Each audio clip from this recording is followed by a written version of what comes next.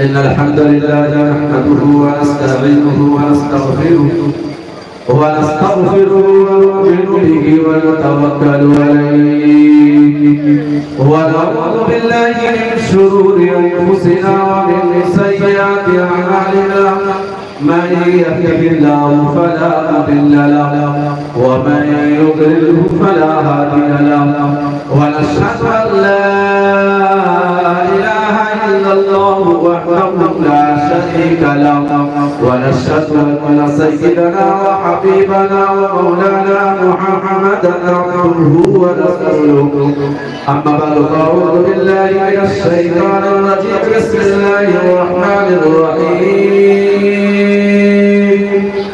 قال الله تبارك وتعالى في القرآن المجيد والفرقان الحميد فانكحوا ما طاب لكم من النساء مثنى وثلاث ورباع وقال النبي صلى الله عليه وسلم إذا خطب إليكم من ترضون دينه وخلقه فزوجوه إلا تفعلوا تكن فتنة في الأرض فساد عريض صدق الله العظيم وصدق رسوله النبي الكريم ونحن على ذلك لمن الشاهدين والشاكرين والحمد لله رب العالمين.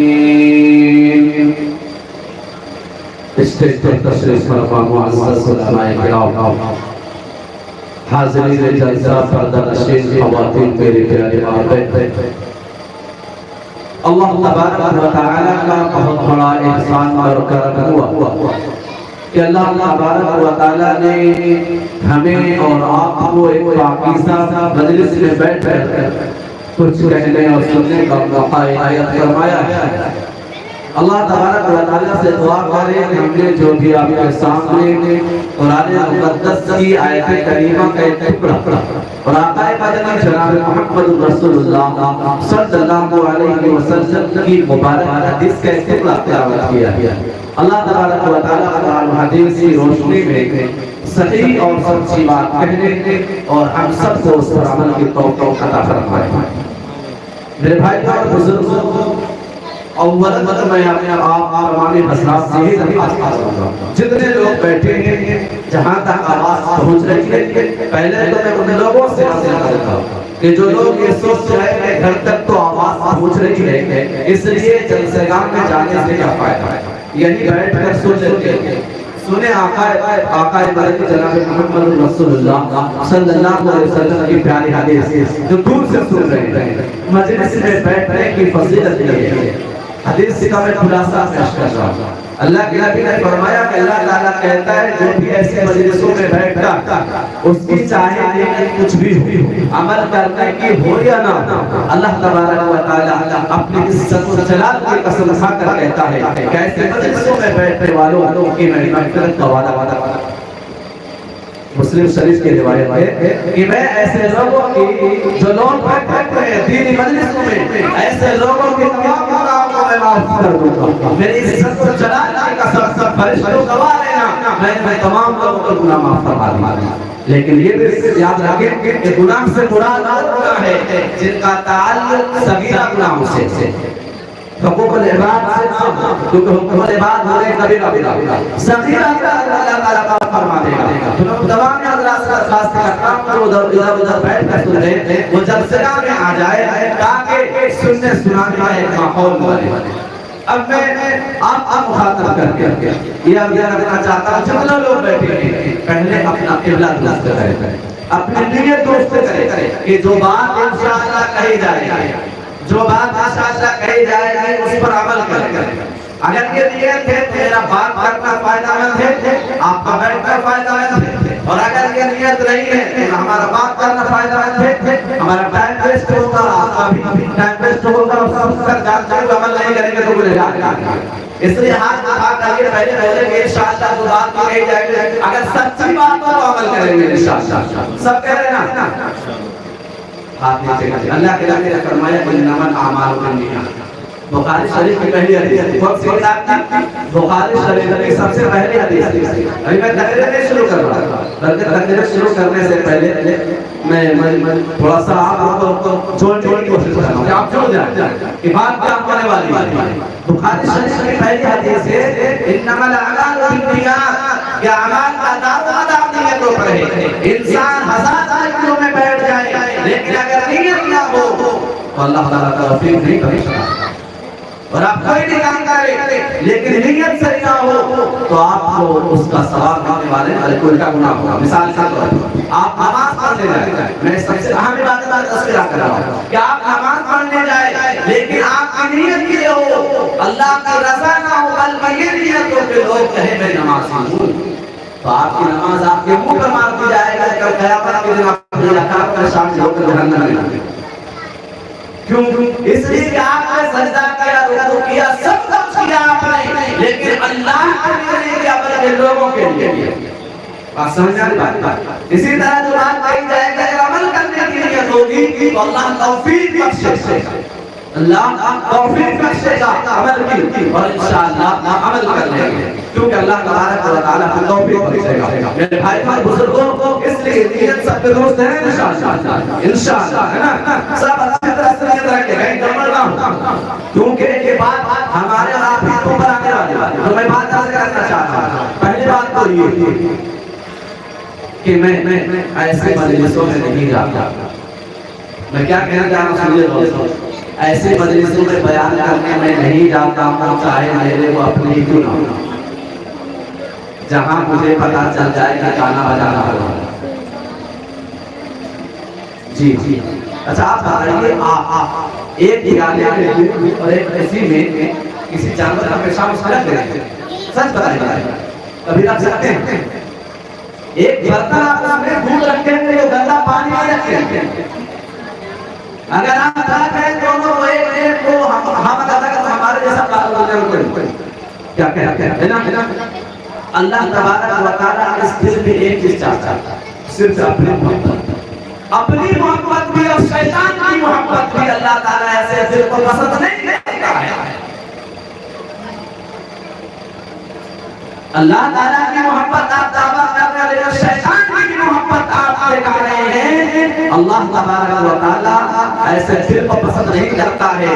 ایک شوہر یہ دل نہیں کر سکتا کہ میرے ساتھ میری بیوی کا رشتہ ہو اور دوسرے مرد کے ساتھ ہو، کیا کوئی غیرت مند آدمی ایسا برداشت کر سکتا ہے؟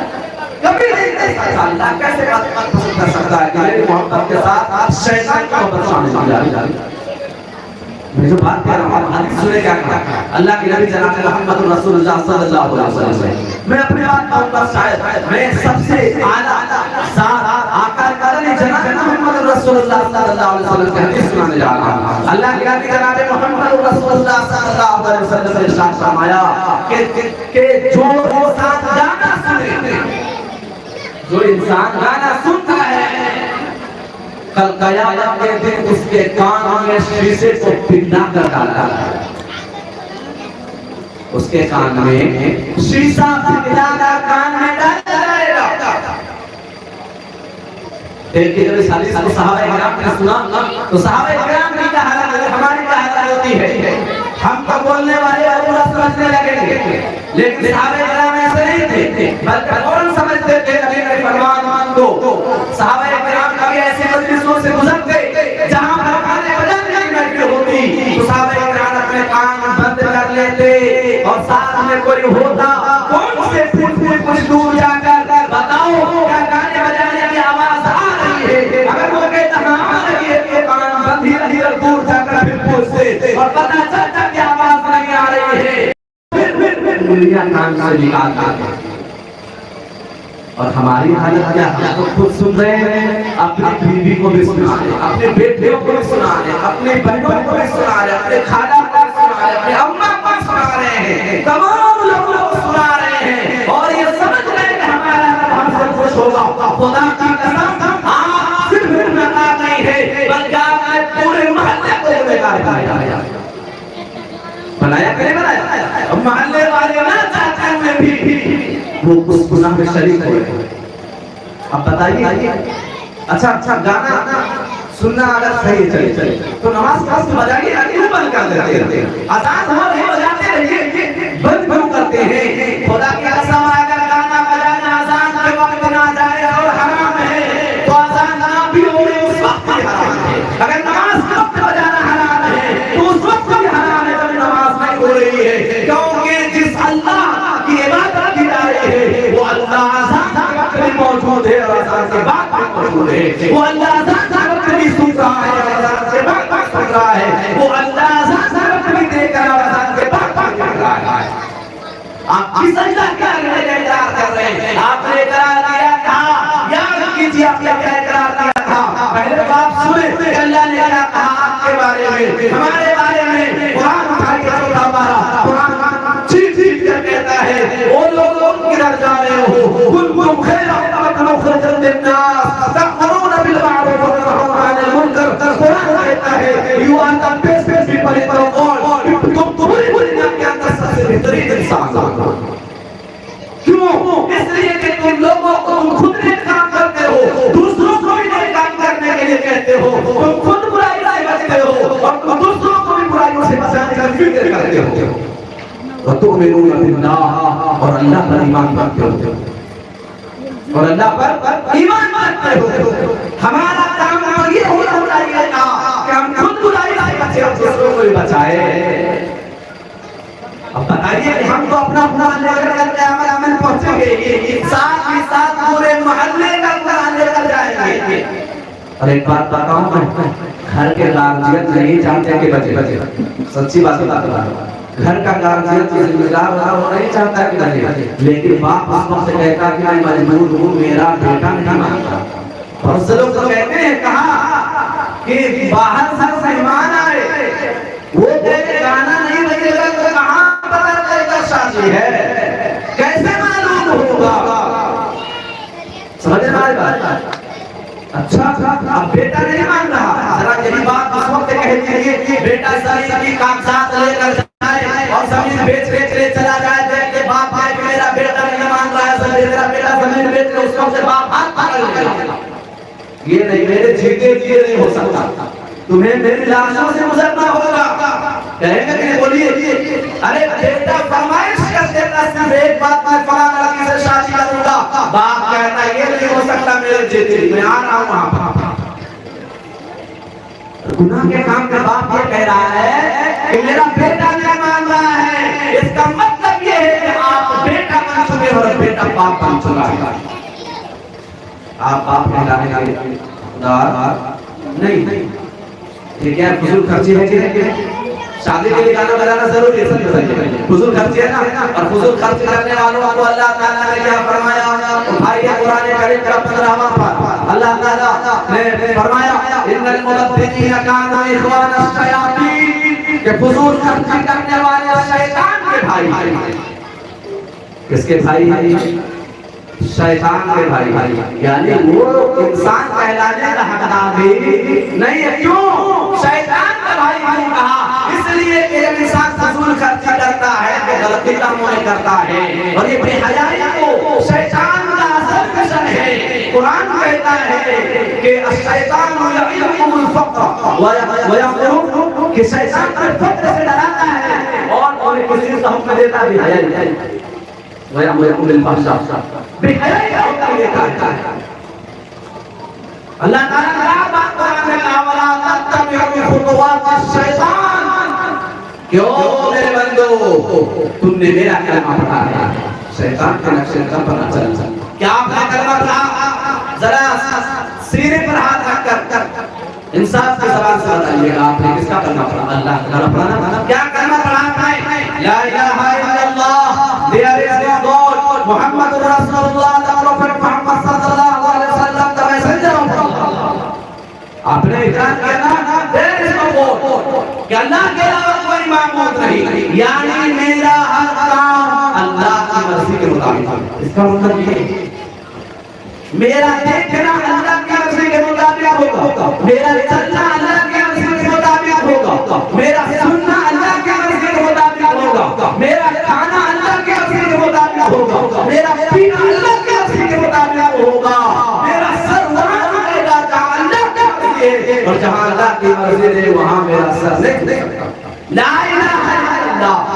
اور آگے کیا کہا محمد رسول اللہ, محمد صلی اللہ علیہ وسلم, پروفیٹ محمد صلی اللہ علیہ وسلم is the messenger of Allah.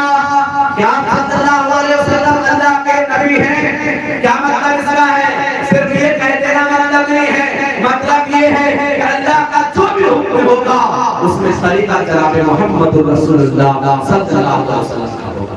یہی کلمہ نہیں پڑھا نا کہ اور آگے کچھ پڑھا, آگے اور کوئی کلمہ نہیں ہے. اب آپ دن بھر کے اعمال کا جائزہ کیجئے کہ ہم جو عمل کر رہے ہیں کیا گانا بجانا اللہ کا حکم ہے, نبی صلی اللہ علیہ وسلم کا طریقہ ہے, بولیے نا نہیں ہے نا. اس سے کیا کرنا چاہیے ہم کو, کیا کرنا چاہیے بولیے تو. یہ مت سوچئے بیٹھ کر کے ہم یہاں تقریر سیکھنے آئے, بلکہ یہ سوچئے کہ ہم کو سیکھنے سکھانے کے لیے کیا کرنے کے لیے انشاءاللہ. میں امید کرتا ہوں اس منچ پر بیٹھ کر کہ جو گانا بن چکا ہے بن چکا انشاءاللہ نہیں بجے گا, ہے کہ نہیں انشاءاللہ بجے گا, کیا انشاءاللہ نہیں بجے گا.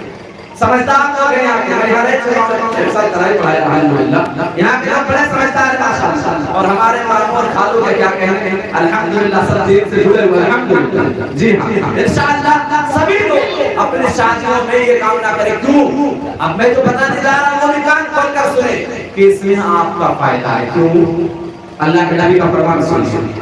میرے بات بھائی آپ اپنے پیغمبر ہمارے پیغمبر حضرت محمد رسول اللہ صلی اللہ علیہ وسلم کے ارشاد فرمایا, کیا فرمایا؟ اننا اعظم نکاح برکت ایسا مقبولۃ. کتنی پیاری حدیث ہے کہ ایک انسان صرف اس حدیث کو یاد رکھ کر شادی کے موقع پر دوست کی شادی میں کہیں بے حیائی اور کہیں رسم و رواج کر کے ذرا برابر فائدہ نہیں ہوگا. کیا فرمایا اللہ کے نبی صلی اللہ علیہ وسلم نے؟ ہر باپ کا بیٹی کیا چاہتا ہے, میرے بیٹے کا گھر آباد رہے, شاد رہے, خوشیوں سے بھرا رہے. چاہتا ہے کہ نہیں چاہتا ہے؟ چاہتا ہے کہ میری بیٹی کے گھر میں خیر و برکت ہو. کیا کوئی باپ چاہتا ہو کہ میرے بیٹے کی شادی ہو, بیٹے کی شادی ہو, بیٹے کی شادی ہو اور اس میں خوشیوں کے بجائے پریشانیاں آ جائے؟ کوئی چاہتا ہے؟ کوئی نہیں چاہتا. اور نبی اکرم صلی اللہ علیہ وسلم کا فرمان ہے, کان کھول کر سنو, پتھر کے اپنے دل کی تختی پر ہوئے اس حدیث کو یاد رکھو. اللہ کے نبی جناب محمد رسول اللہ صلی اللہ علیہ وسلم نے ارشاد فرمایا, اے مسلمانوں اپنے نبی کی بات فرمایا, سب سے بابرکت نکاح وہ نکاح ہے, سب سے بابرکت نکاح وہ نکاح ہے. اب آپ سوچ رہے کون سی سب سے بابرکت نکاح ہے؟ طلب ہونی چاہیے کہ نہیں؟ سب سے بابرکت نکاح وہ نکاح ہے جس میں خرچ کم سے کم ہو.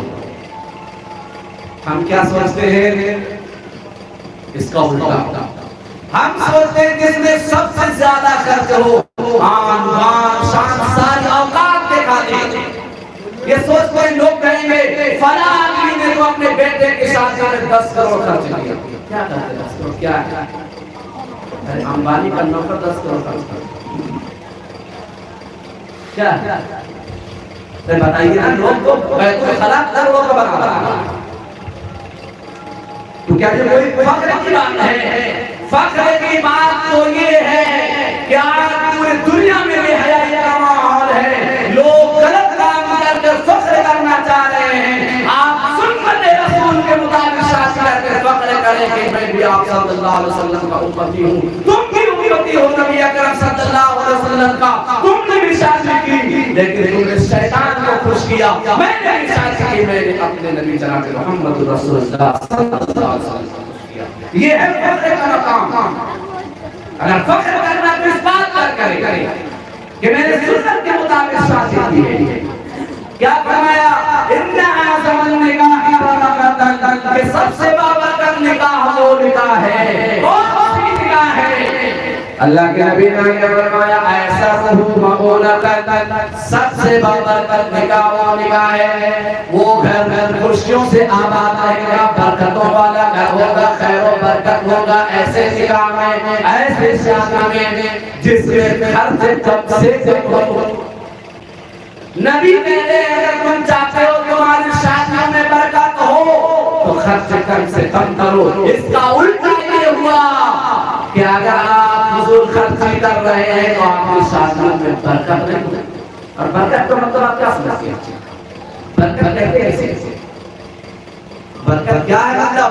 برکت کا مطلب یہ ہے کہ جب اولاد ہو تو نیک اولاد ہو، میاں بیوی کا جو رشتہ چل رہا ہو وہ خوشیوں کی بنیاد پر محبت کے ساتھ ہو، ورنہ ایسے شادیاں جیسے فضول خرچیاں کی جاتی ہے نا، ایسے شادیاں میں خوشیاں نہیں رہتی۔ اللہ تعالیٰ اولاد نہیں دیتا تو اولاد میں شیطان کیسا دیتا ہے؟ کیوں؟ اس لیے کہ ماں باپ نے شادی کے وقت شیطان سے لگا رکھا تھا، شیطان کو خوش کیا تھا، اللہ تعالیٰ اس کو اولاد نہیں دیتا شیطان جیسا۔ آج دیکھ لیجیے نا، آج دیکھ لیجیے اگر ابھی کہیں پر کھیل دکھانے والا آ جائے، برا مت مانیے گا، کھیل دکھانے والا آ جائے، خدا کی قسم اگر یہاں پر کوئی مداری آ جاتا، یہاں پر 500 لوگ جمع ہوتے، 500 لوگ جمع ہوتے، گانے بجانے کی محفل ہوتی تو 5000 لوگ ہوتے۔ یہ لوگ آپ منچ دیکھ رہے ہیں نا، اس منچ کے کھمبا پکڑ کھڑے ہوتے، کتنی جگہ پہ رہتے، لیکن دین کی بات ہو رہی ہے تو دیکھیں گرے چنے لوگ، آزان ہوتی ہے اس میں اور گرے چنے لوگ، کیوں؟ یہ ان بے حیائیوں کی کیا ہے؟ بے حیائی، یہ ان بے حیائیوں کی جو ہم شادیوں کے موقع پر جاتے ہیں، باپ کی شکایت کرتا مفتی صاحب میرا بیٹا میری بات نہیں مانتا، میرا بیٹا میری بات نہیں مانتا، کوئی تعویذ دے دیجئے۔ اب کوئی تعویذ کام کرنے والا جو تعویذ اثر تھی، دین کی تعویذ، تربیت کی تعویذ، بے حیائی سے بچنے کی تعویذ، وہ آپ کو سے چھین لیا۔ آپ اسے گڑھے میں گرا کر، آپ سب سے کھائی میں گرا کر بچنے والا ہے۔ دیکھیے نا شادیاں ہوتی ہے، بیٹا بہو بڑے گھر الگ الگ، آپ کہتے ہیں لڑکی خراب ہے، خدا کی قسم لڑکی خراب نہیں ہوگی، لڑکا خراب ہے آپ کا، لیکن آپ اپنا عیب چھپانے کے لیے، وہ ساری شرمندگی بچانے کے لیے آپ ساری کے سارے غلطیاں بہو پر ڈال دیتے ہیں کہ بہو آئی آپ نے کیا کر دیا۔ ارے اگر آپ کا بیٹا صحیح ہوتا تو کبھی ایسی حرکت نہ ہوتا۔ دیکھ رہے الحمدللہ یہ سلسلے میں آج شادی میں 2 مہینہ کے بعد بیٹا کہتا میں ماں باپ کے ساتھ نہیں رہوں گا۔ اب لوگ یہ کہتے ہیں دیکھو شادی سے پہلے بیٹا ساتھ تھا، شادی ہوتی کیا جادو کر دیا اس نے، کیا جو ہے اس نے نہیں کیا، وہ تو کیا کرنا ہے۔ اصل بیٹا شادی سے پہلے بھی الگ رہنا چاہ رہا تھا، لیکن اگر الگ ہوتا تو شادی کون کرا تھا، اس لیے مجبور ہوا تھا۔ بات سمجھ رہے ہیں؟ ان باتوں کو ذرا یہاں رکھیے اور جگہ دیجیے دل میں اور عمل میں، انشاءاللہ ہنسی خوشی گزرے۔ تو اللہ کے نبی نے کیا فرمایا؟ سب سے باغرات نکاح وہ ہے جس میں خرچ کم سے کم ہو۔ ہم لوگ زیادہ خرچ کر کے شیطان کو خوش کر کے سوچتے ہیں کہ اللہ خوش ہو جائے گا، شادیوں میں برکت ہوگی، سوچیے سمجھیے۔ بعد میں اللہ تعالیٰ نے فرمایا ہوئے لباس لکم وانتم لباس لہم، کیا کہا؟ غور کیجئے گا سب لوگ، شادی شدہ بھی غیر شادی شدہ، تاکہ آگے چل کر اس بات کو یاد رکھیں۔ اللہ نے فرمایا کہ مرد عورتوں کے لیے لباس ہے اور عورتیں شوہروں کے لیے لباس ہے۔ کیا فرمایا؟ تم عورتوں کا لباس ہو اور عورتیں تمہاری بیٹیاں تمہارا لباس ہے۔ کیا مطلب اس کا وہی اللہ نے کہا شوہر کو کہا تم بیوی کے لباس ہو، لباس مطلب سمجھ رہے ہو کپڑا جو ہم پہنتے پوشاک، اور بیوی تمہارے لباس ہے۔ کیا مطلب اس کا ہوگا؟ سوچ سمجھتے ہیں کیسے پہلا لباس بتانا مقصد نہیں تھا، مقصد لباس کہہ کر کسی اور چیز کی تصویر سے بتانا سمجھانا سمجھنے والے۔ اللہ تعالیٰ نے یہاں پر انسانوں کو بتایا کہ شادی اتنا حسین رشتہ ہے اور میاں بیوی کا جو رشتہ ہے اتنا حسین ہے کہ اللہ تعالیٰ نے بالکل الفاظ استعمال کیا، بڑا کنایا الفاظ ہے۔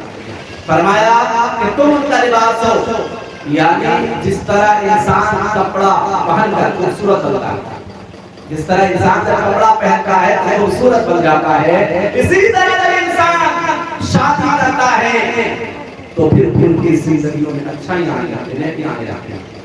جس طرح انسان جب کپڑے پہنتا ہے تو انسان کے جسم میں 1000 عیب ہو، لیکن کیا کرتا وہ کپڑا انسان کے سارے عیب کو چھپا دیتا ہے۔ اسی طرح شوہر اور بیوی میں کوئی بھی کچھ نہ اتفاقی ہو، کوئی بھی عیب ہو، اس کے اندر کوئی بیماری ہو، کسی بھی طرح کی کہ شوہر کو شوہر کا عیب چھپائے اور شوہر کو سمجھنا چاہیے کہ اپنی بیوی کا عیب چھپائے، لیکن حال یہ ہے کہ شوہر دوسرے مرد کے سامنے اپنی بیوی کی برائی بیان کر رہا ہوتا ہے، بیوی اپنے شوہر کے دوسرے عورتوں کے سامنے برائی بیان کر رہی ہوتی ہے، کیوں؟ اس لیے کہ وہ شادی کا مقصد نہیں جانتی، ہرگز نہیں، کبھی بھی اپنی بیوی کی برائی دوسرے کے سامنے نہ کرے، نہ کوئی بیوی اپنے شوہر کو برائی بیان کرے، کیونکہ دونوں حالتوں میں آپ اپنی عزت کھو رہے ہیں۔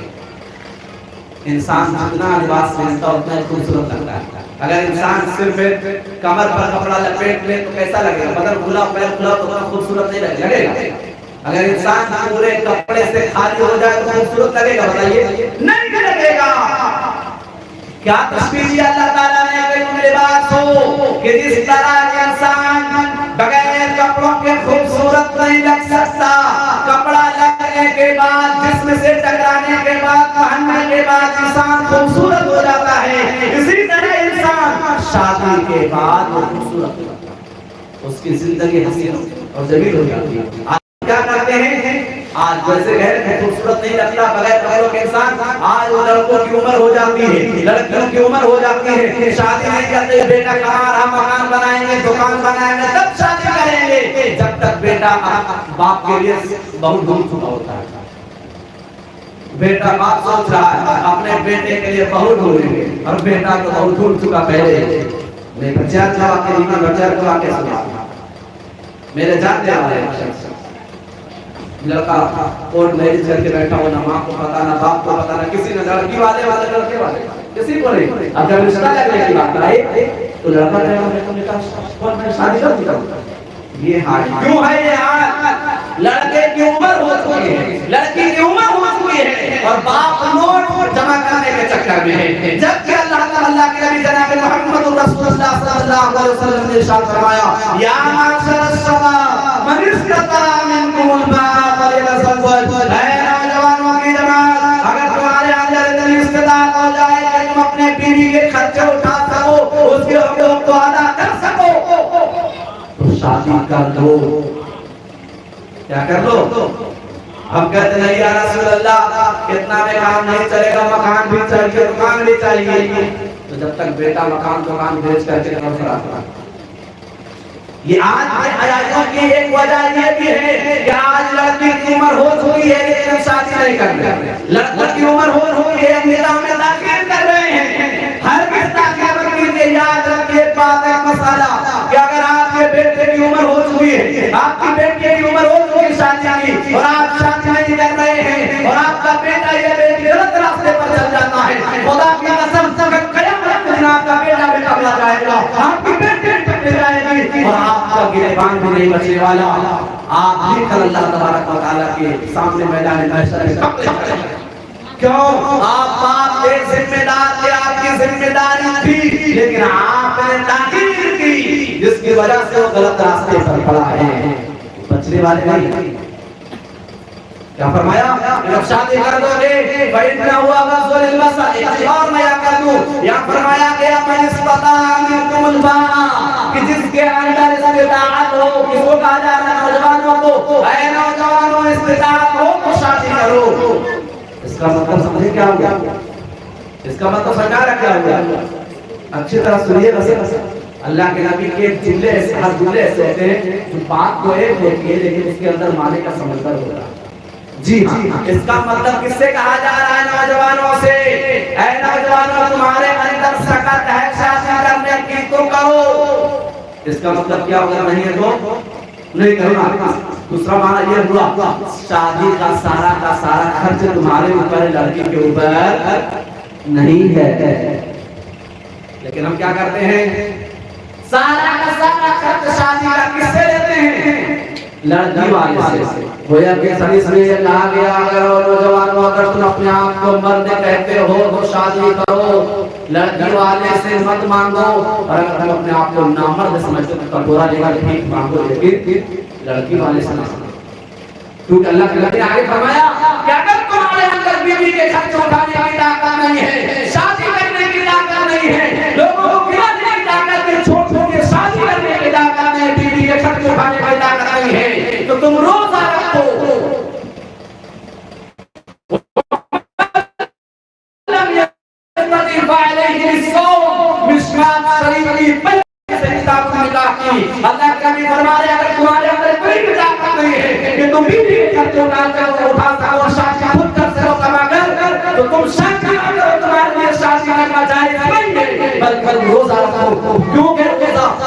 शक्तिशाली को तोड़ने वाला है। नबी का फरमान ये है, काम हमारा ये है कि हम कहते हैं अपने बेटे को पढ़ाया है, लिखाया है, इतना खर्च किया है, तो अपने बेटे पर खर्च किया कि पर खर्च किया? बोलिए किस पर खर्च किया? अरे ये कम बड़ी बात थी कि बाप आए, एक आदमी एक बकरी खरीद के लाए, और सुनिए, एक आदमी एक बकरी खरीद के लाए, अब खरीद नहीं, पाल पोस के बड़ा करे, छोटे छोटे बचपन से पाल पोस के बड़ा करे, कोई आदमी कहे कि मुझे दे दो फ्री में, तो मैं देने तैयार हो जाता है। अरे बकरी का बच्चा पर देने के लिए तैयार नहीं होता, और एक बाप अपनी बेटी को रानी बनाकर पालता है, शहजादी बनाकर पालता है, और उस शहजादी को आपके घर के आंगन में सजा सजाया है, फिर उसके सामने हाथ फैला देते। उस बाप से बड़ा कोई इंसान को कुर्बानी देने वाला नहीं हो सकता जो अपनी बेटी को आपके घर की बना देगा। बोलिए सोचिए, और उसी से आप और कीजिए, हत्ता के इतने बेशरम लोग होते हैं